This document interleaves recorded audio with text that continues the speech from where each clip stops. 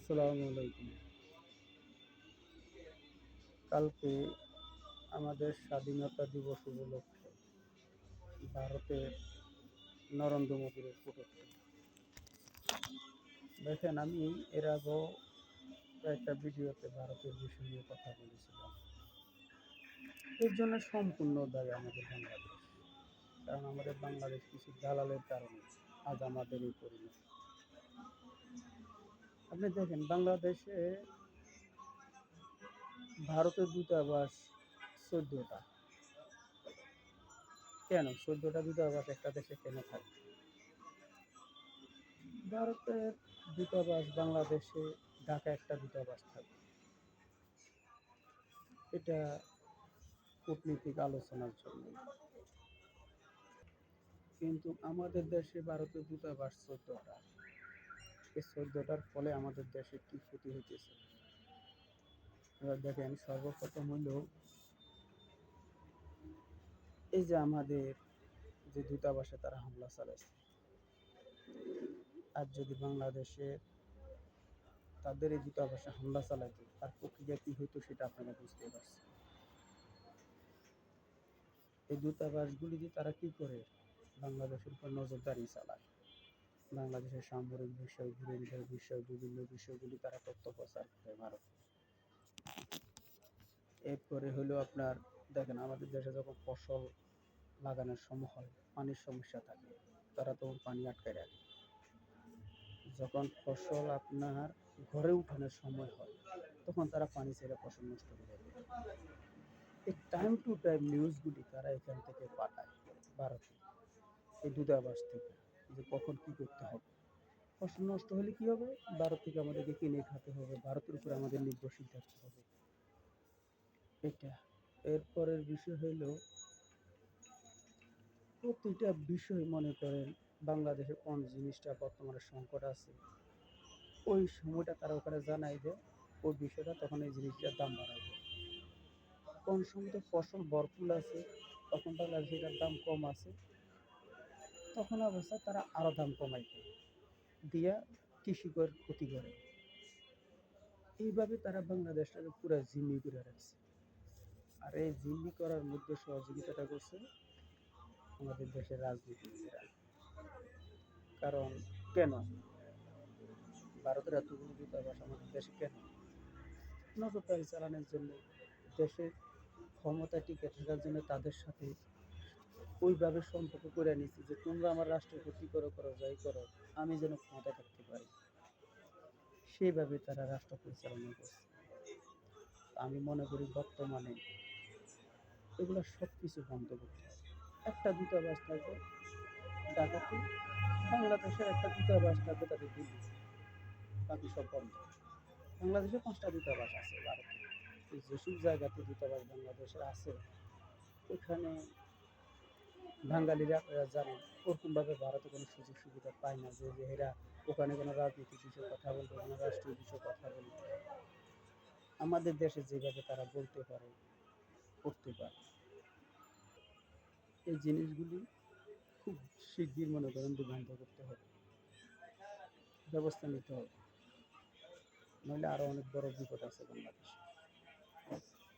2 নম্বরের বিষয় হলো আপনার টিভি চ্যানেলগুলি, ভারতের যে চ্যানেলগুলি,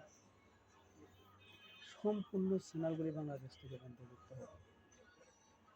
ভারতীয় কোনো চ্যানেল বাংলাদেশে চলবে না, বাংলাদেশের কোনো চ্যানেল ভারতে চলে না। 3 নম্বর বিষয় হলো বাংলাদেশের শিক্ষা ব্যবস্থা অত্যন্ত ভালো, কিন্তু এখানে নষ্ট করছে কিছু রাজনীতিক লোকেরা। কিছু রাজনীতিক লোকেরা এই শিক্ষা ব্যবস্থাটাকে নষ্ট করছে রাজনীতিবিদ লোকেরা। ভারতের উপরে দায়িত্ব দিছে বই ছাপানোর, বাংলাদেশের বইগুলি ভারতে ছাপানো হবে। তারা সেখানে কি করছে সেটা পুরো বাংলাদেশ জানে। বইয়ের মধ্যে তারা কি ধরনের লেখালেখি করছে। এবারে দেখেন, আমাদের দেশের বই আমাদের দেশে ছাপানো হয়েছে, ভারতে আর দেওয়া হয় নাই। রাষ্ট্রীয় যে অর্থ, এটা রাষ্ট্রের ভিতরে আছে, প্রচার হয় না দেশের বাইরে। এগুলা কঠোর থাকতে হবে। আর হলো চিকিৎসা ব্যবস্থাটা, বাংলাদেশে উন্নত চিকিৎসা হলে, খুব ভালো মানের চিকিৎসাটা একটা দিলে, যদি যদি পেশেন্ট নামে ডাক্তাররা যদি ডাকাতি না করে রুগীদের সাথে, তাহলে আমার মনে হয় না যে ভারতে কেউ চিকিৎসার জন্য যাবে। তো এই জিনিসগুলি ব্যবস্থা নিতে হবে সরকারের, যেহেতু ভারতে যেতে যাওয়া না লাগে। এরপরে হলে আপনি দেখেন বাংলাদেশের সব বিষয় নিয়ে তারা নাক গলায়। তো বাংলাদেশকে কি করতে হবে? ভারত ভাবছে যে বাংলাদেশের 3 সাইডে ভারত, বাংলাদেশের সামরিক শক্তিটা এত পরিমাণ বাড়াইতে হবে, কিন্তু ভারত উল্টা ভাবে যে ভারতের 3 পাশে বাংলাদেশ। ওই সিচুয়েশনটা তৈরি করতে হবে। ওটা যদি তৈরি করতে বাংলাদেশ না পারে, তো ভারতের কাছে জিম্মি হয়ে থাকতে হবে। আজকে ডাক্তার ইউনূস আছে, কালকে উনি থাকবে না। যখন যে সরকার আসবে, বিএনপি আসুক, জামাত আসুক, যেই আসুক, তারা তাদেরকে আবার ওই তাদের গোলাম হিসাবে ব্যবহার করবে। সুতরাং আমি মনে করি এগুলার থেকে বেরিয়ে আসতে হবে, ভারতের সাথে চোখে চোখ রেখে কথা বলতে হবে। এরপরে সবচেয়ে গুরুত্বপূর্ণ বিষয় হলো, বাংলাদেশে যারা ভারতের নাগরিক আছে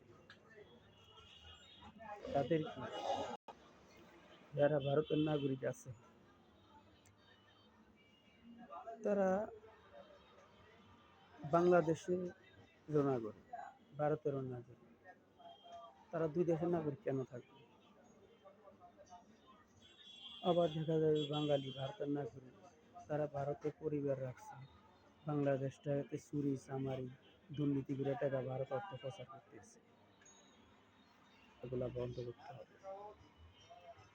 তুমি যে কোনো একটা দেশের নাগরিক বা ভারতের নাগরিক হয়ে তুমি ভারত চলে যাও, বাংলাদেশের নাগরিক হয়ে থাকতে চাইলে বাংলাদেশে আইসা পড়ো। আর যদি তুমি ভারতের নাগরিক, ঠিক আছে, তুমি তোমার সপরিবার সব বাংলাদেশে রাখো, ভারতে যে চাকরি করো, ভারতের অর্থ বাংলাদেশে পাঠায়। তুমি বাংলাদেশের নাগরিক, ভারতেরও যে নাগরিক হয়েছো, ভারতে তোমার ফ্যামিলির লোকজন রাখছো, বাংলাদেশে তুমি টাকা অর্থ পাচার করছো ভারতে। এগুলো বন্ধ করতে হবে। এগুলো বন্ধ না করলে, মানে ভারতের এই দালালগুলিরে যদি আপনারা যদি চিহ্নিত না করেন, তাহলে ভারত বাংলাদেশটারে আবার শোষণ করবে। ঠিক আছে, ভালো থাকেন। আসসালামু আলাইকুম।